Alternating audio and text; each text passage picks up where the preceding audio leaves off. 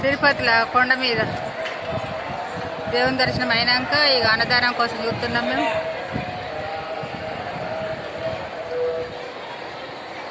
అన్నదానం పెడతారట, ఇక అన్నదానం చూస్తున్నాం. ఇక ఫోటో మంచిగా కనబడ్డది, అందుకే వీడియో చేస్తున్నా.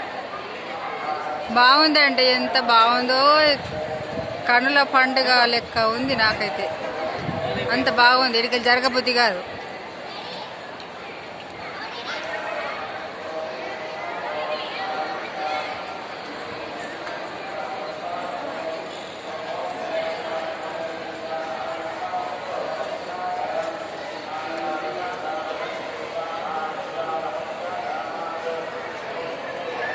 తొందరగా అయిందండి దర్శనం. మంది లేరెక్క 1:30 వరకు అయిపోయింది మా దర్శనం, తొందరగా అయిపోయింది. మా అదృష్టం కదా, ఎంత తొందరగా జరిగింది మాకు దర్శనం.